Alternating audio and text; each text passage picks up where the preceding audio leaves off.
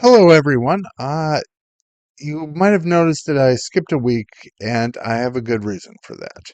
I was thinking of doing a comparison of several systems, but I thought about that a bit more and just decided to have my third video be a video pitching the system that I like to play. As you might have guessed from the last video, that system is a game called DC20. Why do I want to play DC20 and why do I play DC20 and why I think you should play DC20? I have several reasons. And I decided that a top 10 list wasn't good enough, so I have my 13 reasons why. And no, this doesn't have anything bad to do about self harm and stuff. But without further ado, let's get on to the several reasons. First reason, action points and no bonus action. I have played quite a fair amount of 5th edition Dungeons and Dragons, and I've noticed just about every turn when the player stops their turn, finishes their movement, maybe if they're moving, and their standard action, they have to think, oh, what am I going to do? How am I going to spend this bonus action? And it just slows the game down. But when you play DC20, instead of all these different four types of actions, you just have 4 action points. This means when you spend all your action points, you are done with your turn and can move on quite a bit faster than you can with playing 5th edition Dungeons and Dragons. And I find these seconds of not having to worry about what you're doing makes the game a lot faster. Now on to reason number 2. Reactions. Another thing that I found when playing 5th edition Dungeons and Dragons is that oftentimes when players start their turn, they have kind of clocked out and forgotten what they're doing. And I think that no matter how much you want to try to make the players pay attention, you can't always just force them to by DM will alone. There's an interesting solution that I've found out that has really worked in DC20. It is adding reactions, especially defensive reactions, to the game and thus not forcing the players to pay attention, but making it optimal that the players pay attention when it is not their turn. And if you know anything about any sort of video game or RPG player, it is that they will always try to, and maybe not always, but almost always, try to do what is optimal. And so, adding stuff like defensive reactions increases the incentive for players to pay attention to what is happening in combat when it is not their turn, thus making the players pay more attention to the game and rewarding this attention. Now on to reason number 3, an action that is called analyze creature. Why is this action so beneficial to this game? The reason is that I think this action has a way of really cutting through a lot of the metagame problems with dealing with monsters. Consider this scenario for an example. Players are fighting a strange monster which may or may not have certain resistances and they all have attributes of some sort, but some are high and some are low. And the question is, how do the players avoid not only metagaming, but at some level they will want to metagame because they want to hit the monsters where they're weakest. However, you don't always want to have the players automatically know this, and you don't want them looking at the monster manual to see if they know this. So, what is a good solution? What I found is the something called the analyze creature action. Namely, for just the low cost of 1 action point, they can make a knowledge roll.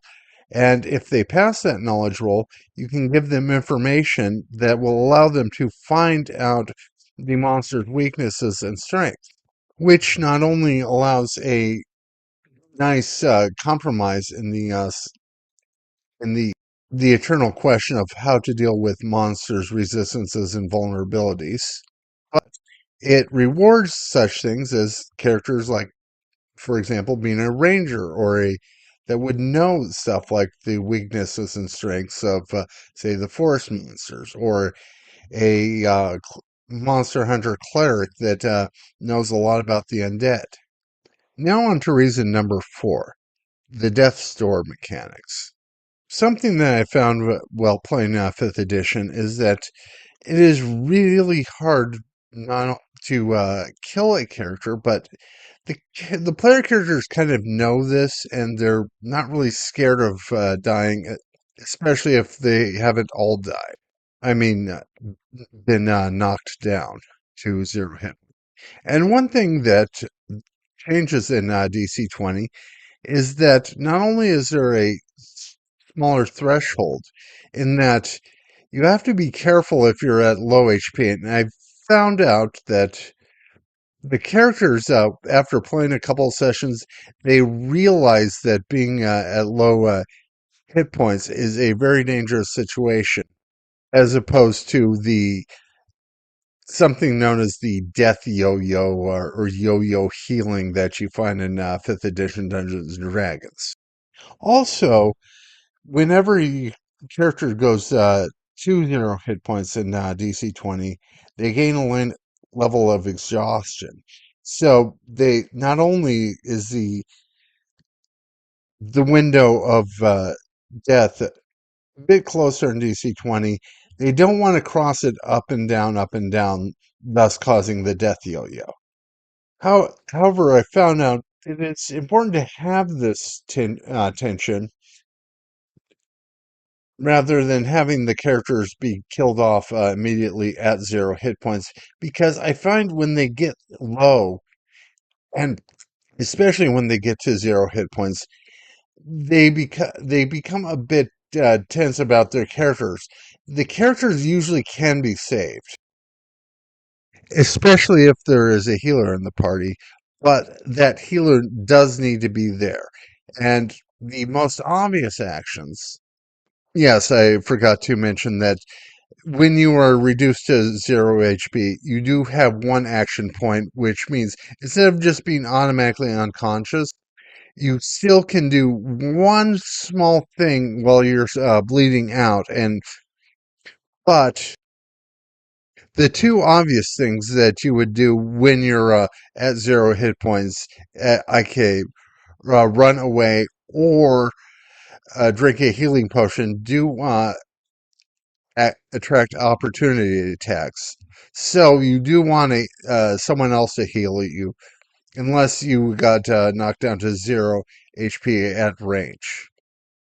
Overall, I find this is a tense but somewhat a fair system for characters, and it improves my enjoyment of the game, and it hopefully improves the enjoyment of my players.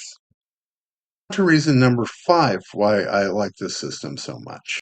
It is something called the heavy and brutal hits for combat, as well as something that exists for other non hitting stuff or blowing stuff up with magic checks.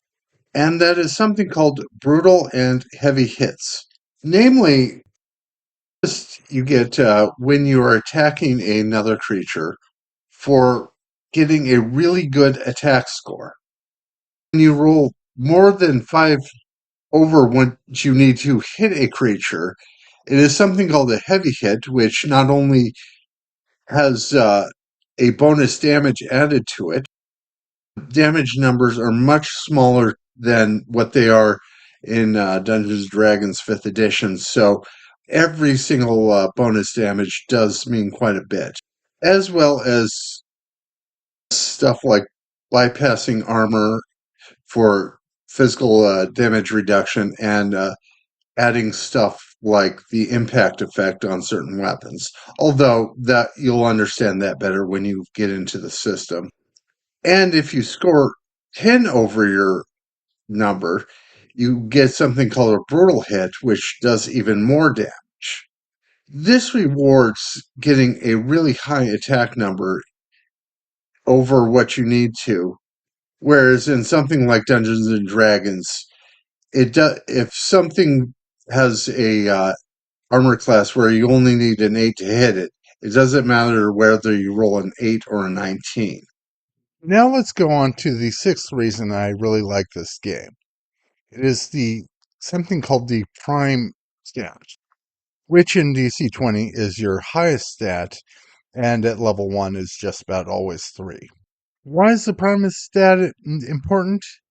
Why? Because it is the stat not only used for awareness rolls, but also the stat used for your attack checks and spell checks. Why is this such a good thing, you may ask?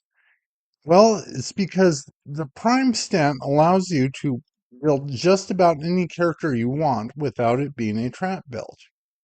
And the thing is, when you have a complex system like Dungeons and Dragons or Pathfinder or DC20, it is important to not build what is called a trap build, because otherwise you're not going to have a good and fun time playing the game.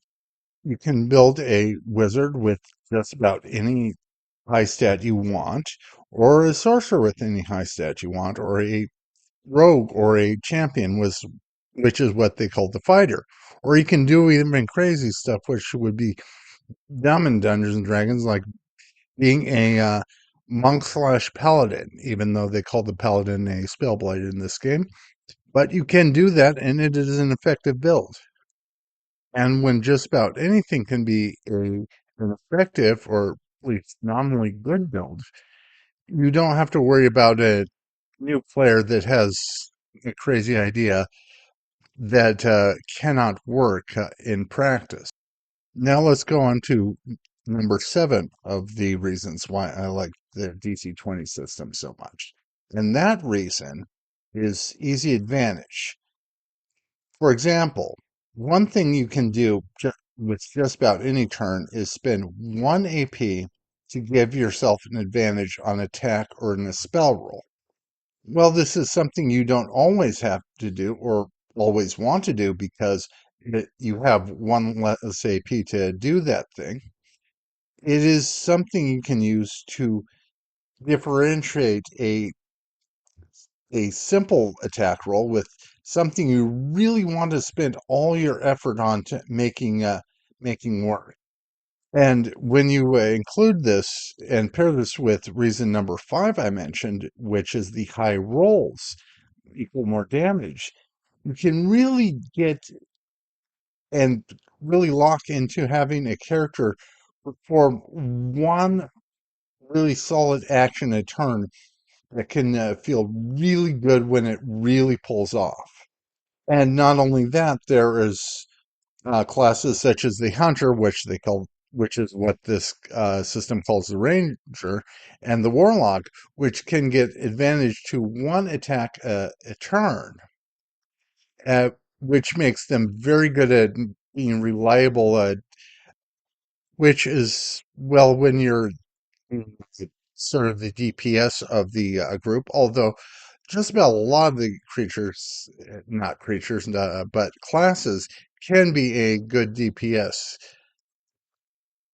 Oh, and now we have so many reasons I like the system that I had to reset the board to list them all.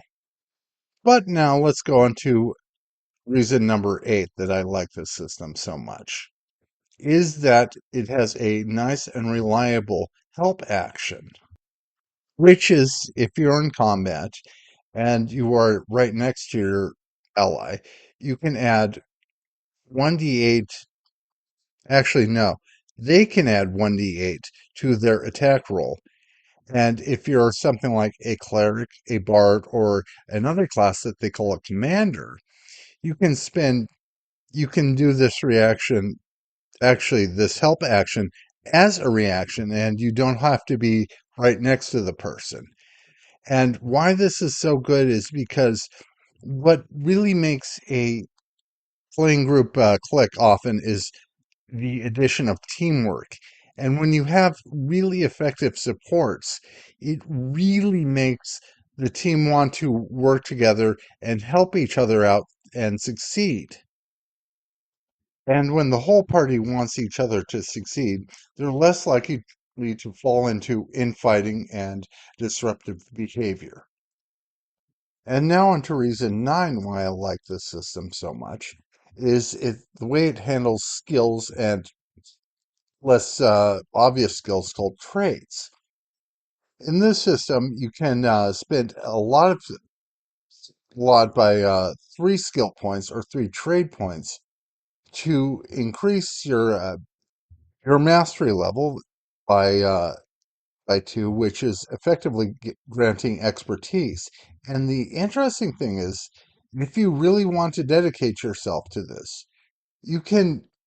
Any character can do this, not just a rogue, not just a ranger, but any character can do it. And also, there's the inclusion of what is called trades in this system, which are some of the less obvious skills, like, say, crafting, your blacksmithing, your whether you know how to drive a cart, and also your knowledge skills. And this makes knowledge skills a lot easier to pick up because even if you have your background and you're not really tied to becoming, say, the best blacksmith ever, you do have another 2 points to pal around with your trade points. And even though the classes don't give an extra trade point, although you do get extra skill points for being a bard or a rogue. I was just thinking that just about most of the spellcasters would make sense to have some sort of knowledge. For example, you're traveling with a wizard, a cleric, and a druid. When stuff regarding magic knowledge would come up, you'd almost expect the wizard to know what to do. And same thing with religion. You'd expect the cleric to know some idea of what's happening. And with nature, you'd expect the druid to have that knowledge. And it is much easier for them to gain that knowledge without having to feel that they've ruined their class viability by not choosing, say, stealth and awareness. Awareness being what this system calls perception, and what is thought of as the more meatier skills of the system. And say if you really want to dedicate yourself to saying your character's backstory is as my character was the greatest blacksmith in the barony, you can dump 3 trade points into being that trade. And if you really don't care about those meaty skills and you want a whole ton of knowledge skills, you can even dump skill points into trades or even more languages if that's what you want. Now, on to reason number 10 why I like this system so much, which is the monster creation system. I have been a game master and a dungeon master for a long time, and I've been through fourth edition, and even though I do heartily admit there are shortcomings to that edition, one thing it really handled was monsters. It had a better and easier to create monsters than what we have to deal with now in fifth edition. But when I switched over to DC20, I found that I could create monsters just as easily enough that I could in fourth edition without having to deal with many of the problems that fourth edition had to deal with. In fact, I've had almost pickup games called the West Marches server, which is maybe a bit different from what you're normally considered the West Marches, but it is a sort of a pickup game version of DC20. And the thing is, I could stat monsters. In fact, I have statted monsters on what would be considered a fair encounter just by knowing the amount and level of the players that were showing up for that session. Whereas when I was a fifth edition dungeon master, and I'd have to pore over the monster manual for hours and hours, just trying to figure out a good encounter for my players to fight. And not only that, I can just drop in some stuff like spells, or you'll learn. I'll come up with this in point 12, but you can just add stuff like maneuvers, and you get the special many of the special abilities, which would make monsters more interesting than the fifth edition quote unquote bags of hit points monsters that I've had to deal with for years. Now, reason 11 why I like this game so much is the customizable ancestries. Currently, DC20 has 11 ancestries, and by the time of release, it will have 15 ancestries. And these ancestries are customizable. For example, there is the dwarf, which you can pick up the ability to know heavy armor. Say, even if you're a wizard or a bard or a rogue or whatever, and not the champion or uh, commander that can normally wear heavy armor. But the thing is, you don't have to take this. You can take it if you want to and you believe it will have an advantage. Unlike, say, the 5th edition Mountain Dwarf, where you get medium armor, which is, you don't care if you're a fighter that has medium armor, but it's nice if you're a wizard that has medium armor. And by customizable, for example, there is technically not, say, the half elf in this game, because you can be a character that has mixed ancestry, which means you can pull from two pools by saying, yes, you can be a half elf. But the thing is, what is the other half? It can be any of the other ancestries.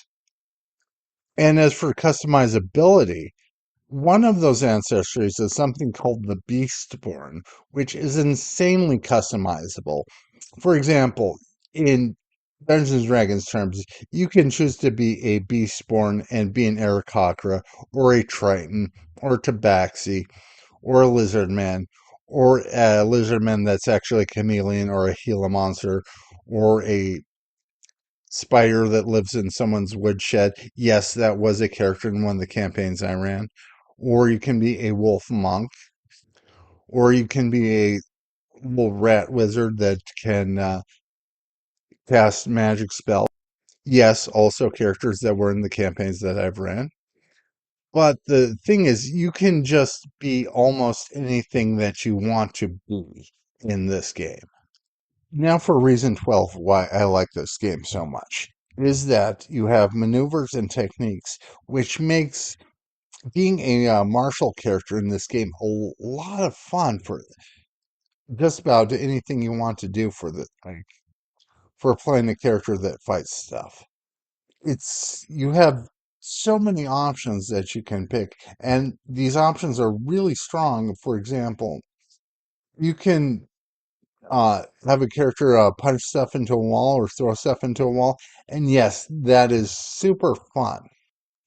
But you can also say be a monk, or monk that is a really good at tanking, or a rogue that's good at tanking, or a whole bunch of stuff. And in the live streams, it is, sometimes people ask, "Is there ever going to be a gunslinger class?"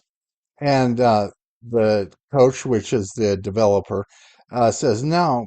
And I sort of agree with them, because the thing is, if you look at, say, the critical role version of the uh, gunslinger subclass, the thing is, you can do pretty much anything Percy did at level, say, 7, and there's what you can do is just more attack bonuses and the like.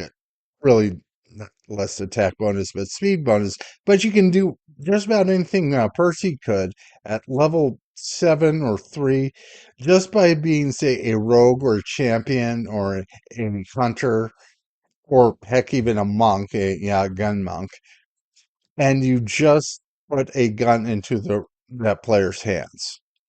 Well, not their player's hand, but their player character's hands.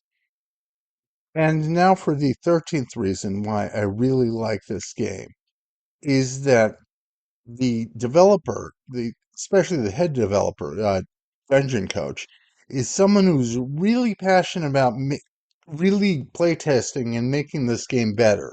And the thing is, this game is still far into beta, so it will get it better. And with the time that I've spent playing dc20, I have seen the system get better. For example, when I mentioned point 9 about the skill system, it is something that wouldn't have been true about 4 months ago when the system was only in version point 8. And I feel that the small problems that I have with the game still are things that will get patched out. Especially, I'm looking forward to version 10 when the spell version will be hopefully so much better and it will improve even after that. And I really believe that DC20 will be a really good game that will be really fun for you to play. And I hope that you would take a look at it.